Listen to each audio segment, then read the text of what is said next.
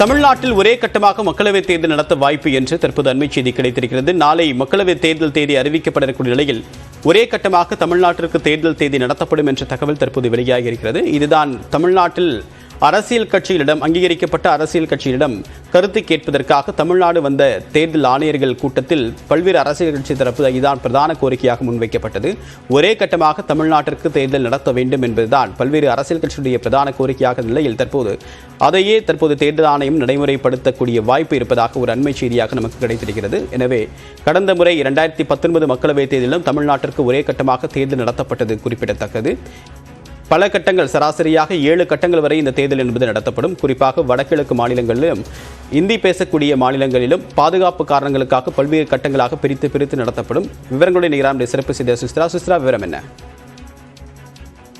மக்களவை தேர்தலுக்கான தேதிகள் நாளை அறிவிக்கப்பட உள்ள நிலையில் தற்பொழுது 6 முதல் 7 கட்டங்களாக இந்த தேர்தல் நடத்துவதற்கான ஒரு திட்டத்தை தேர்தல் ஆணையமானது வகுத்துள்ளது. அதற்கான ஒப்புதல்களும் தற்பொழுது அதிகாரப்பூர்வமாக தமிழ்நாடு, கேரளா, குஜராத், ஹரியானா, ஆந்திரா, தெலுங்கானா மற்றும் யூனியன் பிரதேசங்களில் ஒரே கட்டமாக தேர்தலை நடத்துவதற்கான ஒரு அட்டவணையை தயாரித்துள்ளதாக தற்பொழுது தேர்தல் ஆணையத்தினுடைய வட்டாரங்கள் தெரிவிக்கின்றன. இந்த பகுதிகளில் பெரும்பாலான பிரச்சனைகள் எதுவும் இல்லை, தேவையான பாதுகாப்பு ஏற்பாடுகளானது செய்யப்பட்டுள்ளது என்ற ஒரு காரணத்தின் அடிப்படையில் இந்த மாநிலங்கள் மற்றும் யூனியன் பிரதேசங்களில் ஒரே கட்டமாக தேர்தலை நடத்துவதற்கு தேர்தல் ஆணையம் முடிவு செய்துள்ளதாக தகவலானது வெளியாகி இருக்கிறது. அதேபோல் மத்திய பிரதேசம், அசாமில் 2 முதல் 3 கட்டங்களாக தேர்தலை நடத்துவதற்கான ஒரு திட்டத்தை வகுத்தது. காரணம், நக்சல் மற்றும் மாவோயிஸ்டுகளுடைய தாக்குதல் இருக்கக்கூடும் என்ற ஒரு அச்சுறுத்தல் இருப்பதன் காரணமாக பாதுகாப்பு ஏற்பாடுகளுக்காக 2 முதல் 3 கட்ட தேர்தலை மத்திய பிரதேசம் மற்றும் அசாமில் நடத்துவதற்கான ஒரு திட்டத்தை அவர்கள்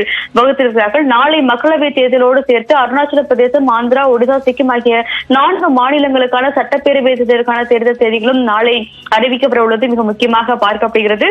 அது மட்டுமல்லாமல் இந்தி பகுதியில் இருக்கும் மாநிலங்களான உத்தரப்பிரதேசம், பீகார், மேற்கு வங்கம் ஆகிய மாநிலங்களில் அதிக அளவிலான அதாவது மக்களவையினுடைய தொகுதிகள் இருப்பதற்கு அடுத்து 6 முதல் 7 கட்டங்களில் இந்த 3 மாநிலத்திற்கும் பிரித்து தேர்தலை நடத்துவதற்கான ஒரு திட்டத்தையும் தேர்தல் ஆணையமானது வகுத்துள்ளது மிக முக்கியமாக பார்க்கப்படுகிறது. அதே போல் மகாராஷ்டிராவினுடைய தேர்தலை பொறுத்தளவு முதல் 5 கட்டங்கள் வரை மகாராஷ்டிராவிற்கான அந்த தேர்தலானது நடத்துவதற்கான வாய்ப்புகள் இருப்பதாகவும் கூறப்படுகிறது. முதற்கட்ட அட்டவணைகள் தற்பொழுது அதிகாரப்பூர்வமாக தயாரிக்கப்பட்டு இறுதி செய்யப்பட்டுள்ள நிலையில் நாளை அதற்கான அறிவிப்புகளை தேர்தல் ஆணையமானது வெளியிடும் எனவும் தமிழ்நாடு, ஆந்திரா, தெலுங்கானா உள்ளிட்ட கேரளா உள்ளிட்ட தென்னிந்திய மாநிலங்களுக்கு ஒரே கட்டத்தில் தேர்தல் நடத்துவதற்கான ஒரு கோரிக்கை அரசியல் கட்சியுடைய அதன்படியே இந்த முறையும் ஒரே கட்டமாக தேர்தல் நடத்துவதற்கான ஒரு அட்டவணையை தேர்தல் ஆணையமானது தயாரித்துள்ளதாக தற்போது தகவலானது வெளியாகி இருக்கின்றன.